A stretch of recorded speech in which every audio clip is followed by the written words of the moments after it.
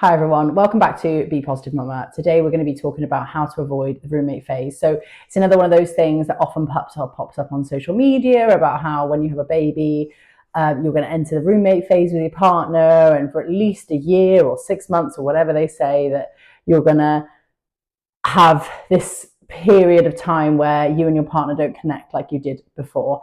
Again, I'm here to say that doesn't have to be the case. It's okay if it is. Every single relationship is different, but it doesn't have to be. You just need to put a little bit of effort into your relationship to ensure that you don't fall into that trap of the roommate phase after you've had a baby. First thing we're going to talk a little bit about is communication between you and your partner. So almost all of this will be completely relevant to whatever relationship you're in. If you're a single mum and you are just sharing sort of parental duties with your parents, like, it would just help you to be able to communicate better with anybody that is helping you bring up your child, which can only be a good thing. First thing is that men and women have very different communication styles. So again, I'm going to generalize a little bit here, and obviously everybody is slightly different with their communication styles. So this is a really, really general how women communicate and how men communicate. And if this isn't your relationship, that's fine. It's just my experience, my opinion, and you don't have to necessarily agree with me.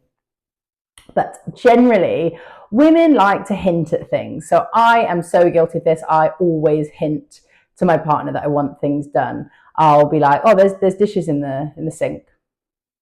And to him, he's just heard there's dishes in the sink. He hasn't heard me say, you need to do the washing up, because I didn't say that. Now, woman to woman, if I was living with a woman and I'd said, oh, there's dishes in the sink, that woman would hear, oh, the dishes need washing up. But men don't. So that's my first tip, is to be direct, and don't think you're being rude or patronizing asking them to do stuff. Can you change the baby's nappy?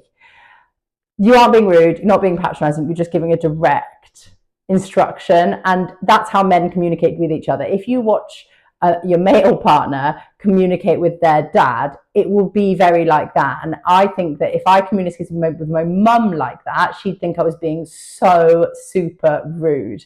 But men just do this straight to the point. They just say it as it is. So sometimes we just have to say it as it is. And as much as sometimes I fall into the trap of wanting my partner to get the hint and just be like, why is he not getting the hint? And then being passive aggressive with it. So I don't understand why he's not doing X, Y, or Z. So the perfect example is that I have breastfed. We sort of weaned him off at about a year. So up until that point, I had done all of the night feeding, because obviously I was the only one that was able to do all of the night feeding.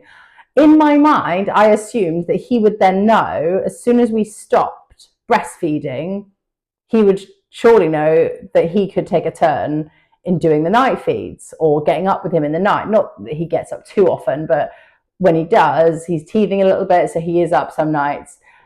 And I would be furious that he he just wasn't getting up. It was the same routine. But it's because I hadn't directly said to him, oh, well, now that I'm no longer breastfeeding, would you mind just doing it on the weekends? Would you mind getting up if he happens to wake up in the night? Would you mind being the one to get up just to give me a break? But that's not what I did. I went passive aggressive about it, and I would toss and turn and give him a kick in the bed to make it clear that I had to get up and he wasn't doing his part. Really, what I should have done is communicated with him and said, now that I'm not breastfeeding, can you take your turn? And actually, I have now since had that conversation with him. And now when I wake up, he also wakes up and he says, would you like me to do it? Would you like me to feed the baby? Would you like me to go and comfort him? What do you want me to do, is what he says. And actually, that's great. That's a really great communication, and we have solved that problem. But if I'd left it fester and I kept being passive aggressive, never really told him what the problem was, that can lead to problems in your relationship. It leads to resentment on both sides, because he can't understand why you're being really rude and passive aggressive towards him, because as far as he's concerned, he's doing nothing wrong because you haven't directly asked him to do anything. But as far as you're concerned, he's being a lazy git because he's not done what you've asked him to do. Now, this is for any partner relationship and any relationship with anybody you've got that is helping bring up your child. my advice is just to be direct. If you want them to do something, just be honest and say to them, can you do this, please? And be direct with your instructions. Don't say, oh, I think the baby's nappy needs changing, because I think that baby's nappy needs changing. They will hear, well, somebody's got to do it, not necessarily me. Whereas if you say, can you change the baby's nappy, please? Then that's a direct, you're asking them a question. And 9 times out of 10, I'm sure supportive partners would definitely help you in that situation. So that's my first bit of advice, is communication. And it's so important to be clear with your communication and what you want, rather than being passive aggressive and not saying what you mean. The next thing is to have clear expectations going into having a child. So if you already have had your child and you're finding you are slightly in the roommate phase, then this is a conversation you can now have. But I would advise you have it before you have a baby, and just have really clear expectations on what you expect. So we initially, the plan was to part bottle feed, part breastfeed, so that he would be able to help feed the baby, which we sort of did, but it didn't work out that well. So I ended up just pretty much exclusively breastfeeding. But we were clear the whole time. We communicated throughout, saying, right, okay, well, at the moment this isn't working, so we're just going to go straight to breast. And we communicated throughout on what that meant for him, what that meant for me in terms of job roles, and what jobs he could take over, because I was taking more of the feeding. Is there other things that he could do? Like, could he do more nappy changes? Could he put him down for more naps for me? Those sorts of things. So it can constantly evolve, but have really clear expectations of your partner. Don't just expect them to know what you expect. Because the other thing you've got to remember is that you both have been raised by 2 separate sets of parents.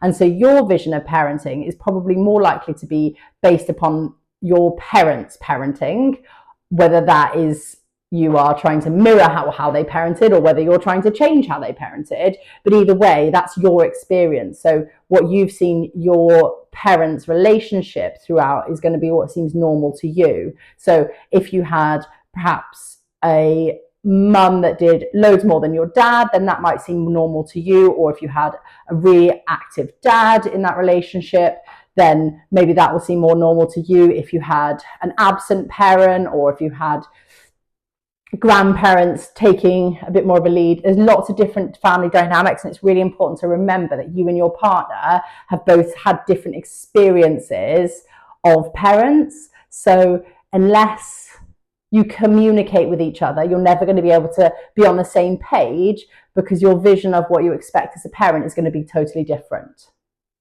And sometimes there will be compromises to be had.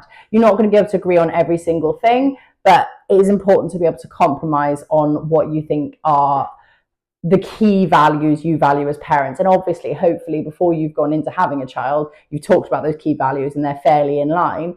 But if they're not, that's okay. You just have to be able to compromise and be able to see from the other person's perspective what they perceive as to be the ideal parent.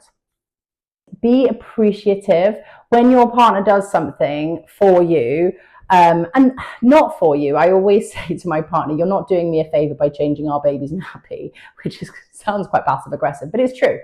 You're not doing me a favor by changing the baby's nappy, because he's our baby and it's both of our jobs. It's no more my job than it is his job to change a nappy, to do the feeding, to put him down for a nap, etc. So, but it is important to be appreciative when they do those things. You know, if they do cook a meal, if they help prepare the baby's food, if they help feed, if they help do a nappy, be appreciative and just say, oh, do you know what? I was really tired today. I really, really appreciate that you've done that for me.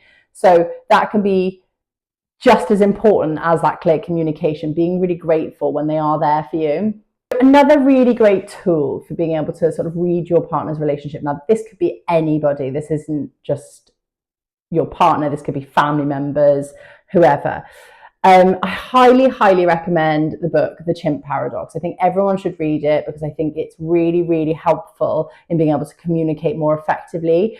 And I don't want to simplify it because there's so much more to it, but essentially it's saying that we've all got like an inner chimp within us. So we're all slightly primitive deep down. And so when we react to a situation straight away, it's often that primitive side of us that reacts. So if something has annoyed me, I'll often react with anger. Whereas if I gave it an hour, I probably wouldn't. I'd probably reflect and go, well, actually, it was a bit annoying, but actually it's fine. It hasn't actually affected me all that much. Think about somebody parking in the mum and baby spaces. How does that make you feel? Because I can be honestly say that it drives me absolutely up the wall. Now, but I try and remember that is the primitive part of me getting angry. Like, actually, really, it doesn't make that much difference to me. It does if there's no other baby and mother parking spaces.